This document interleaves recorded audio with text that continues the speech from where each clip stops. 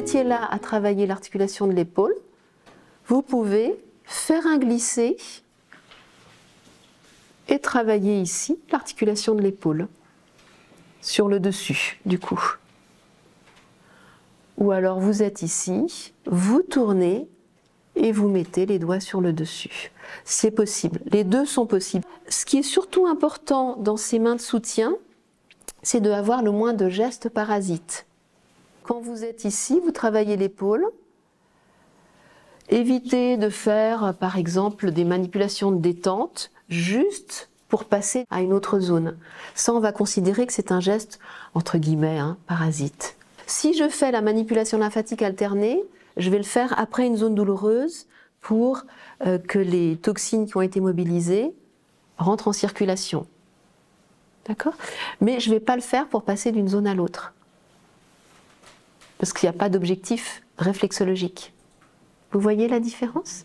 Vous faites une séance où chaque mouvement est vraiment réfléchi pour engendrer une action réflexe.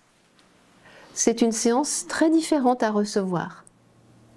Si vous recevez une séance d'une personne où chaque geste a une intention particulière et il n'y a pas un geste entre guillemets en trop, un geste, comprenez-moi, qu'il n'y a pas beaucoup de... Je ne sais pas si vous avez reçu des fois des séances où la personne travaille une zone réflexe et après c'est un mouvement un peu, voilà, et elle va retravailler une autre zone réflexe et après c'est à nouveau...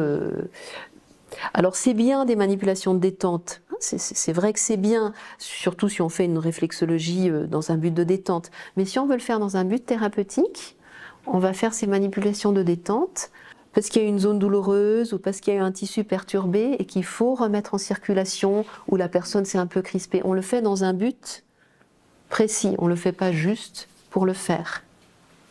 Je me suis fait comprendre ? Oui ?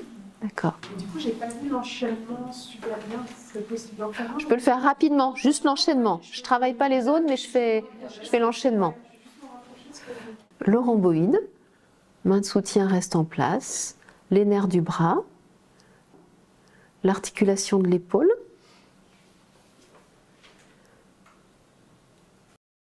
Elle a besoin d'être travaillée. Voilà. Ensuite, ici, je fais un petit pivot où je glisse pour travailler l'épaule sur le dessus et les nerfs du bras sur le dessus.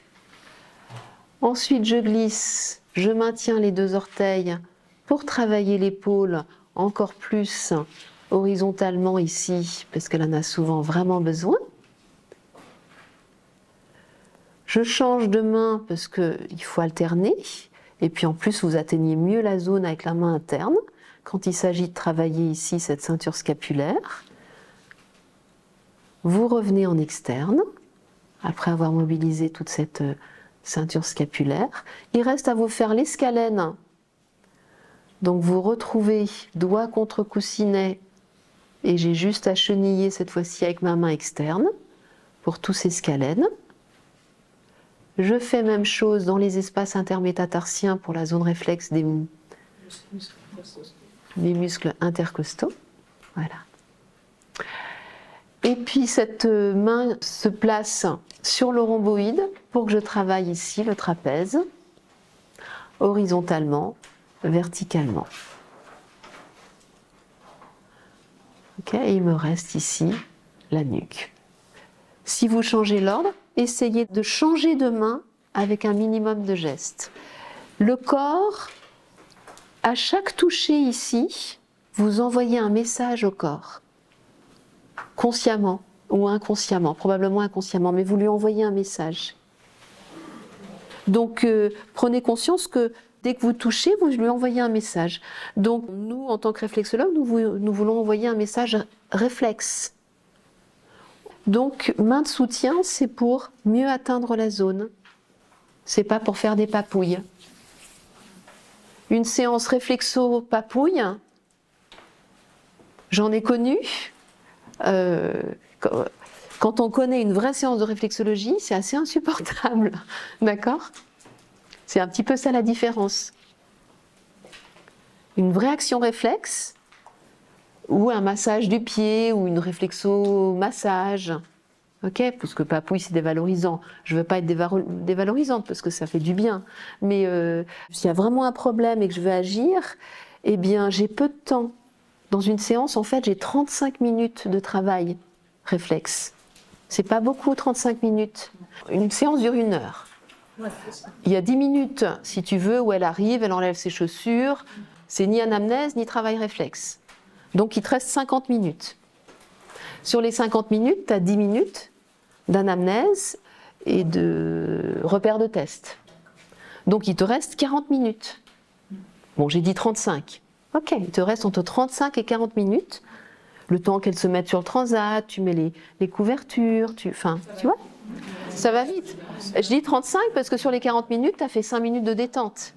Donc de vrai travail réflexe, tu as une demi-heure finalement de vrai travail. Comment on fait 40 minutes avec tous les protocoles qu'on est en train d'apprendre et qu'on va faire?